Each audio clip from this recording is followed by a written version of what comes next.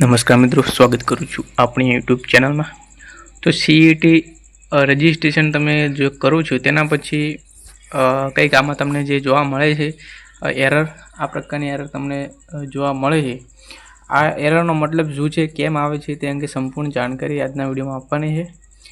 ખાસ જે મિત્રો ચેનલમાં નવા આવે તો ખાસ ચેનલને સબસ્ક્રાઈબ કરી દેજો, વિડીયોને ખાસ લાઇક કરી દેજો અને હજુ સુધી આપણું WhatsApp group, Telegram channel join ના કરી તો જોઈન કરી લેજો। એની લિંક વિડીયોની જે ડિસ્ક્રિપ્શન છે તેમાંથી મળી જશે। તો આપણે સમય ના લઈએ અને વિડીયો શરૂ કરીએ છીએ। તો જે વિદ્યાર્થીઓનું મેરિટ લિસ્ટમાં નામ આવ્યું છે, જે કોમન એન્ટ્રન્સ ટેસ્ટ સીઈટીનું જે ફાઇનલ મેરિટ લિસ્ટમાં જે વિદ્યાર્થી નામ આવ્યું છે, તો તેમને જે રજિસ્ટ્રેશન કરવાનું છે, રજિસ્ટ્રેશન કર્યા પછી ચોઇસ ફિલિંગ કરવાની આવે છે। તો એ બધી સંપૂર્ણ પ્રોસેસ છે તમારે કરવાની રહેશે। એ પ્રોસેસ અંગેનો વિડીયો મેં ઓલરેડી મૂકેલો જ છે, આપણી ચેનલમાં તમને મળી જશે, અથવા આ વિડીયોની ડિસ્ક્રિપ્શનમાં તેની લિંક પણ મળી જશે કે તમારે રજિસ્ટ્રેશન કેવી રીતે કરવું, ચોઇસ ફિલિંગ કેવી રીતે કરવું તેની માહિતી આજના વિડીયોમાં હું તમને જણાવું છું કે તમે જે રજિસ્ટ્રેશન પ્રોસેસ કરી અને હવે જે ચોઇસ ફિલિંગ કરવાની આવે છે, તેમાં ઘણા બધા વિદ્યાર્થીઓને એક ક્વેરી આવે છે કે આ પ્રકારનું બતાવે છે કે student is not approve yet, please login after student is approved.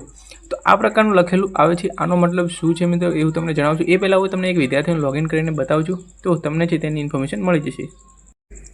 તો અહીંયા તમે જોઈ શકો છો, એક વિદ્યાર્થીનું મેં સ્ટુડન્ટ લોગિન કર્યું છે। હવે આમાં હું જ્યારે સ્ટુડન્ટનો ડાયસ કોડ અને પાસવર્ડ એન્ટર કરું છું અને લોગિન પર ક્લિક કરું છું, તો તમે આ જોઈ શકો છો આ પ્રકારનું એરર આવે છે। તો તમને જણાવી દો કે મિત્રો આને એરર ના કહેવાય। તમે જે કહો છો કે આ એરર છે, પરંતુ આ એરર નથી। Student is not approve yet, please login after student is approved, આ પ્રકારનું લખેલું આવે છે। તો મિત્રો આનો મતલબ શું થાય, તો તમને જણાવું કે તમે રજિસ્ટ્રેશન કરો છો, રજિસ્ટ્રેશન કર્યા પછી ફોર્મ છે તે આગળ ડીઓ કચેરીમાં જાય છે। આ ફોર્મ એપ્રુવમાં જાય છે। એપ્રુવ આગળથી જે હોય છે સરકારી કર્મચારીઓ જે ફોર્મ એપ્રુવ કરે છે, તો જ તમે અહીંયા લોગિન કરી શકશો।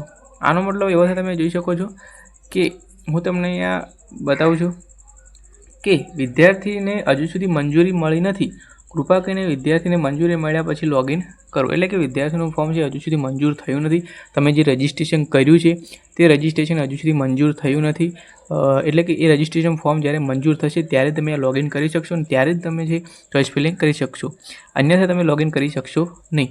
જે વિદ્યાર્થીનું રજિસ્ટ્રેશન ફોર્મ છે એક કમ્પ્લીટ છે, એટલે કે કરેક્ટ છે, ઓલ ડિટેલ બધી સાચી છે અને ફોર્મ છે એમાં કંઈ સુધારા વધારો કરવા લાયક નથી, કરવા જેવો નથી, તો એ લોકો જે ફોર્મ મંજૂર કરશે તો તમે લોગિન કરી શકશો। પરંતુ જે વિદ્યાર્થીનું ફોર્મમાં કંઈક સુધારા વધારા કરવા જેવું હોય, તો એ આગળથી છે ફોર્મ છે તમારું પાછું આવશે અને તમે ફરીથી રજિસ્ટ્રેશનમાં તમે તમારો સુધારો વધારો કરવાનો છે તે કરી શકશો અને ફરી તમે સબમિટ કરશો, ફરી તમારું ફોર્મ એપ્રુવ થશે ત્યારે તમે લોગિન કરી શકશો।